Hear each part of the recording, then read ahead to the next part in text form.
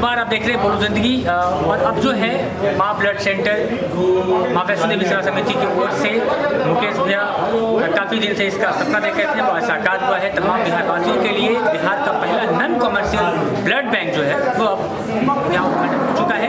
माननीय मुख्यमंत्री श्री नीतीश कुमार जी ने उद्घाटन किया है और इस ब्लड बैंक में उद्घाटन के समारोह में तमाम मंत्री जी और मुख्यमंत्री जी और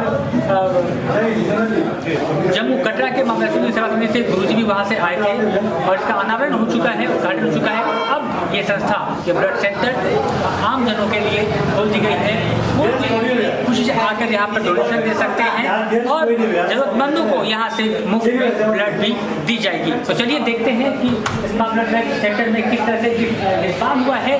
नई तकनीकों से हाईटेक तरीकों से जो है यहाँ पर तमाम मशीनरी लाई गई है, वो तमाम विस्तार से आपको दिखाते हैं।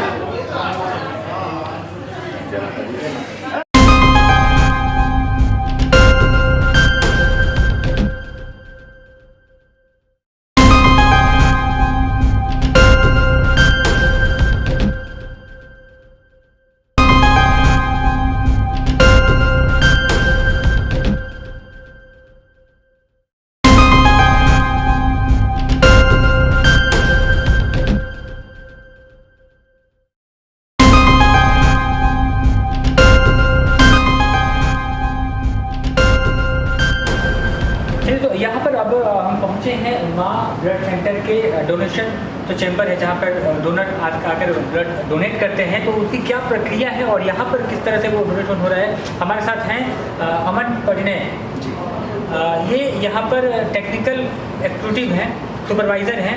ये बताएंगे हमें कि किस किस तरह का क्या प्रोसेस है यहाँ पर।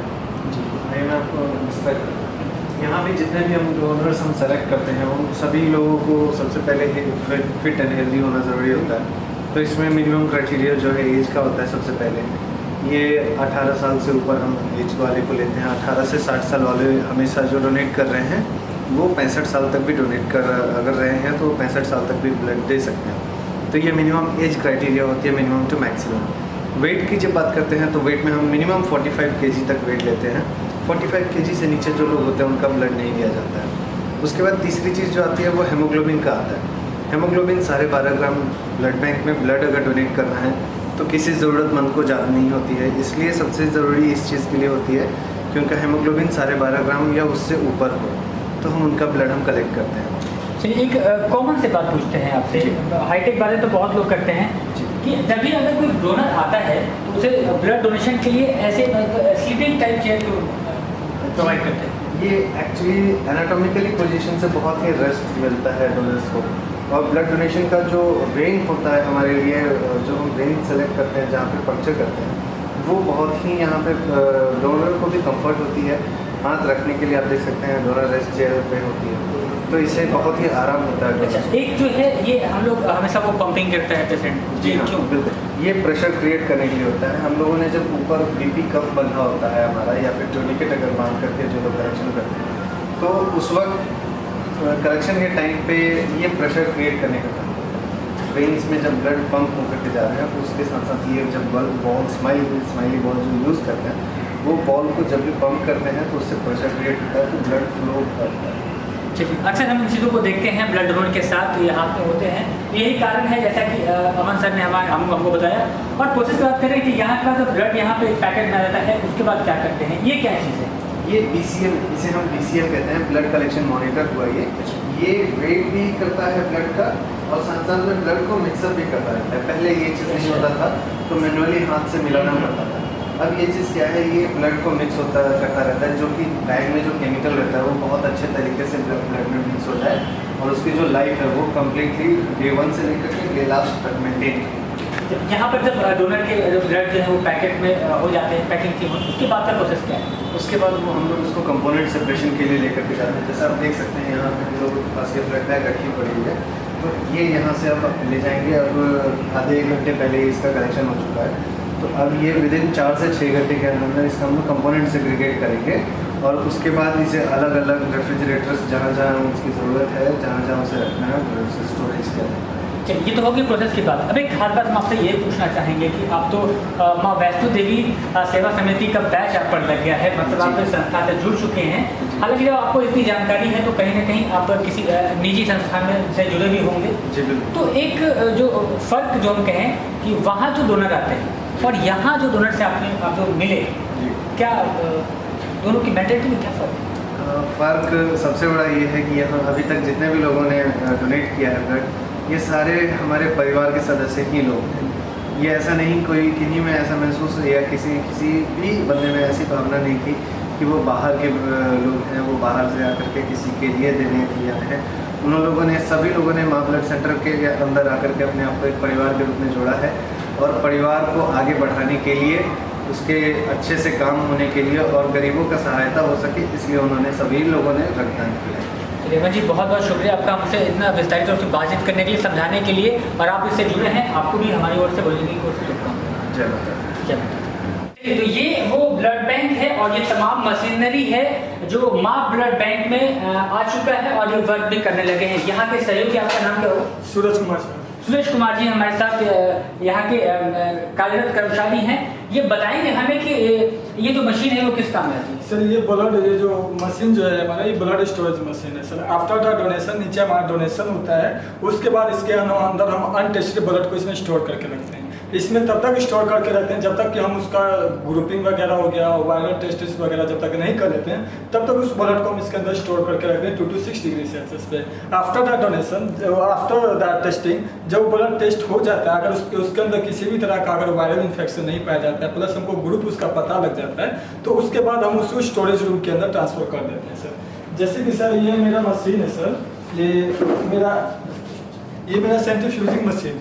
सेंट्रीफ्यूजिंग मशीन सर ये क्या करता है, मेरा जो जैसे हमारे यहाँ जो वायरस वगैरह आते हैं टेस्ट के लिए, तो इसमें क्या करते हैं हम सेलुलर पार्ट और फ्लूइड पार्ट को आफ्टर द सेंट्रीफ्यूजिंग उसको हम अलग करते हैं, जिसके अनुसार क्या होता है, हमको अलग अलग टेस्टों के लिए अलग अलग रिक्वायरमेंट होते हैं। जैसे कुछ टेस्ट होता है इसके हमको सेल की जरूरत पड़ती है, तो उसके लिए हम सेल का टेस्ट करते हैं। किसी टेस्ट के लिए हमको प्लाज्मा का जरूरत पड़ता है तो प्लाज्मा सेपरेट करते हैं, किसी के लिए सीरम का पड़ता है, तो अलग अलग वायरस से हम प्लाज्मा, सीरम, आरबीसी जो है कि सेपरेट करते हैं। उसके बाद सर जैसे कि हम यहाँ देख रहे हैं सर, यहाँ पे स्लाइड मेथड से मेरा ग्रुपिंग वगैरह किया जा रहा है। तो ये RH व्यू बॉक्स है। कुछ एग्लूटिनेशन जो होता है, जैसे कि हम जानते हैं कि ग्रुपिंग में एग्लूटिनेशन वगैरह हम शो करते हैं, तो कुछ एग्लूटिनेशन होता है जिसको हम नेक्ड आई से विजिबल इजीली हमको पता लग जाता है, और कुछ एग्लूटिनेशन होता है जिसके लिए हमें RH व्यू बॉक्स की सहायता लेनी पड़ती है। और कुछ में क्या होता है सर कि हमको कंफ्यूजन रहते हैं कि क्या उसमें एग्लूटिनेशन है या नहीं है, तो उसके लिए हम माइक्रोस्कोपी का सहारा लेते हैं sir. After the microscopic examination हम एकदम पूर्णतः सर्टिफाइड हो जाते हैं कि उसका ब्लड ग्रुप क्या है। और सर जैसे कि हमारे पास सर ये मशीन है सर हमारा बायोडेट का, ये मेरा सर ये क्रॉस मैचिंग मशीन है। इसके द्वारा हम जेल कार्ड से सर क्रॉस मैचिंग वगैरह करके देते हैं। जैसे ये जेल कार्ड है मेरा, यहाँ पे कुछ क्रॉस मैच किया गया है, तो इसके द्वारा हम क्रॉस मैच करके देते हैं। ये मेरा क्रॉस मैच का इंक्यूबेटर है, 15 मिनट्स का इसका इंक्यूबेट टाइम रहता है। जेल कार्ड को हम डोनर सेल सस्पेंशन एंड क्या होता है, जो रिसिपिएंट है उसका जो है कि सीरम लेके इसको 15 मिनट्स के लिए इसको जो है इंक्यूबेट करते हैं, और आफ्टर द इंक्यूबेटेशन हम उसका सेंट्रीफ्यूज करते हैं, वो भी मैं 15 मिनट्स का टाइम लेता है। उसके बाद जब हम उसका एग्जामिन करते हैं, अगर वो एकदम परफेक्ट है, एकदम सेडिमेंटेड है, तो हम क्या करते हैं उसको ट्रांसफर कर देते हैं कि पेशेंट को आप चढ़ा सकते हैं। मतलब पूरे तरीके से जो हाईटेक लेवल पे यहाँ पर सारी चीजें। जी सर, बहुत से बैंकों में तो ब्लड बैंकों में टेस्ट मेथड्स होता है, वो भी हमारे पास है, लेकिन हम उसके बाद भी जेल कार्ड से जो है कि करके देते हैं। इसमें क्या होता है सर, जेल कार्ड करने से किसी भी तरह की एरर आने की संभावना बहुत ना के बराबर हो जाती है। चलिए, बहुत बहुत धन्यवाद सूरज आपका, आपने काफ़ी विस्तार से समझाया हर चीज़ें। और अब हम चलते हैं, कुछ और मशीनरी भी यहाँ पे हैं।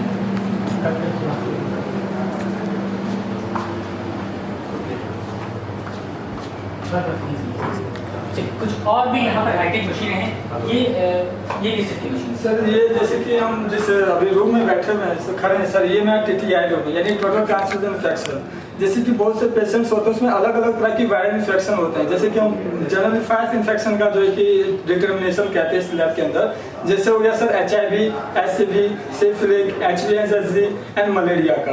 तो सर यहाँ पे मेरा एलाइजा मशीन है, हम एलाइजा मशीन के थ्रू सर, क्योंकि कार में बहुत से एरर आने की संभावना, जैसे कि हम कोविड में देख चुके हैं, कोई कहीं कार से करा के आता था तो उनको पॉजिटिव बता देता था, और किसी अनदर लैब में करवा के जाता था तो नेगेटिव हो जाता था। तो उस कार को खत्म होके हम जितना भी वायरल जो जांच है हम एलाइजा मशीन के थ्रू करते हैं, और ये मेरा एलाइजा वॉशर है, ठीक है सर। और उसके बाद सर ये जो मशीन है ये मेरा हाईटेक मशीन है, जिसका ये एडवांटेज मशीन है हमारा। अगर किसी व्यक्ति को जो है कि 10 या 15 दिन का भी अगर उसके ब्लड में या उसके बॉडी में अगर संक्रमण होता है HIV SCV का, तो हम क्या होता है सर, वो मेरे को इजीली मेरे को पता कर लेता है, और उसको हम जाके इन्फॉर्म करते हैं कि देखिए आपके बॉडी के अंदर जो है कि इस तरह का इन्फेक्शन है, तो आप क्या कीजिए, दूसरे को ब्लड देने से बचिए और क्या कहते हैं उसे वो अपना इलाज प्रॉपरली करवाइए।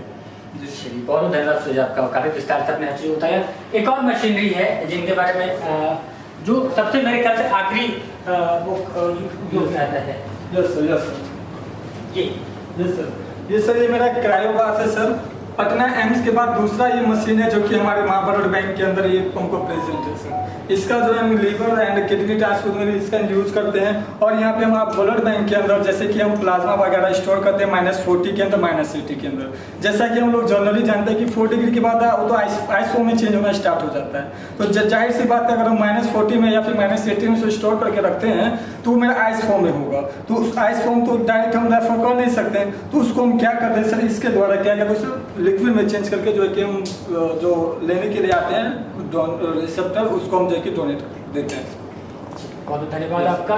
चलिए और दिखाते हैं आपको, और भी कई तकनीकी मशीनरी है यहाँ पर जिनके बारे में आपको बताएंगे। जो ब्लड बैंक वाकई बहुत बड़ा है और काफी उच्च तकनीकों की मशीनरी यहाँ पे अवेलेबल है। मशीनरी यहाँ पे जैसे कि सर हम जानते हैं कि सर हमारे यहाँ पे हमारे ब्लड बैंक की सबसे बड़ी खासियत यह है कि हमारे पास कोई मशीन ये नहीं कि सिंगल मात्रा में है, यानी डबल ट्रिपल एक से अधिक क्वांटिटी में। ऐसा कभी किसी कंडीशन में मशीनरी चीज मेरा वर्क करना बंद कर देता है तो हम उससे हमारा काम कार्य बाधित ना हो, हम दूसरी मशीन का सहारा ले सकें। ये जो मेरा है सर, ये रेफ्रिजरेटर है, सेंट्रीफ्यूजर है, रेफ्रिजरेटर सेंट्रीफ्यूज। इसके बाद हम क्या करते हैं, जो ब्लड बैग्स हमारे आते हैं तो उसको कंपोनेंट को सेंट्रीफ्यूज करते हैं। सेंट्रीफ्यूज वही जस्ट लाइक दिस, इसमें क्या होता है, सेलुलर पार्ट आता है सेंट्रीफ्यूजन, जब वो सर्कुलर मोशन में जब घूमता है, सर्कुलेट पार्ट पे जब रोटेट करता है तो सेलुलर पार्ट है वो बॉटम में बैठ जाता है, और जो फ्लूइड पार्ट है जो मेरा बॉडी ब्लड का वो ऊपर आ जाता है। उसके बाद सर ये मेरा है micro control system. Micro control system में सर कि जैसे ब्लड बैग्स वगैरह में अलग अलग तरह की जो कि फंगल इन्फेक्शन अलग अलग रहती है, तो इसको हम UV रे के द्वारा उसे प्रोटेक्टेड कर देते हैं, उसे किल कर देते हैं जो इन्फेक्शन वगैरह है। उसके बाद हम इसके द्वारा रेटिनेटर के द्वारा इसको हम क्या करते हैं, उससे लिक्विड पार्ट को फ्लूइड पार्ट को ब्लड से हम अलग करके उसको अलग कंपोनेंट में बदलते हैं। जैसे कि इसके अंदर PRBC हम स्टोर करते हैं और प्लेटलेट हमने वहाँ स्टोर कर रखा है। चलिए बहुत बढ़िया। ये ब्लड यहाँ पर आगे से ये मेरा जैसे कि देख रहे हैं कि मेरा एक ब्लड हमारा आज का कलेक्शन का है, यहाँ पे कुछ कलेक्शन हमारे दिए गए हैं, तो इसी में अब हम क्या करेंगे, इसको कंपोनेंट बनाने के लिए इसको रखा गया है, जिसमें देख रहे हैं कि एक प्लेन वाला है, इसमें हम लोग प्लेटलेट स्टोर करते हैं, जिसमें केमिकल भरा हुआ है एंटीकोगुलेंट, सैगम है, सैगम के अंदर हम प्लाज्मा स्टोर करते हैं। उसके लिए हमारा अलग अलग सबके लिए अलग अलग प्रोसेस है, वेट मशीन वगैरह हमारा है, कि इससे हम मीडिया में टेस्ट करते हैं मैनुअली।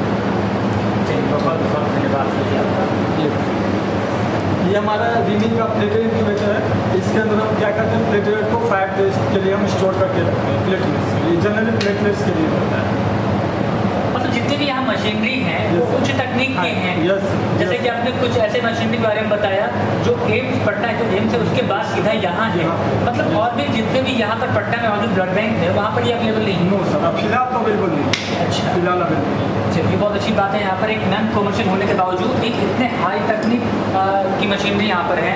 और भी कुछ ये कंपोनेंट स्टोरेज रूम है, ये कंपोनेंट स्टोरेज रूम है।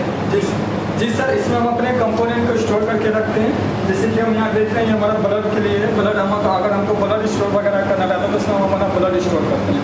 उसके बाद सर ये मेरा प्लाज्मा स्टोरेज, ये -40 डिग्री का जो है हमारा रेफ्रिजरेटर है, इसमें हम प्लाज्मा को 2 ईयर्स का विदिन 2 ईयर्स के लिए हम इजीली स्टोर कर सकते हैं, इससे कोई फर्क नहीं पड़ता। उसके बाद सर -80 वाला है, ये माइनस सेफ्टी वाला, यानी 4 ईयर्स तक अगर हमको उस प्लाज्मा को स्टोर करके रखना रहा तो उसके कंपोनेंट पर कोई भी जो इफेक्ट नहीं आएगा, इसलिए हम इस रेफ्रिजरेटर का यूज़ करते हैं। अच्छा, मैं एक बात अगर करूँ, हालांकि करना तो नहीं चाहिए, लेकिन फिर भी अगर मैं पूछूँ कि इन सब मशीन की कीमतें क्या होंगी, एक अंदाजित पता नहीं, 20 to 22 लाख, मतलब जो 20 से 22 लाख रुपए की मशीन। अप्रॉक्स। चलिए, ब्लड बैंक सेंटर ने वाकई तारीफ काबिल काम किया है कि नॉन कमर्शियल होने के बावजूद भी इतने हाई टेक्निक और महंगी मशीनरी जो है वो समाज के लिए यहाँ पर उन्होंने लगाया है, इंस्टॉल है।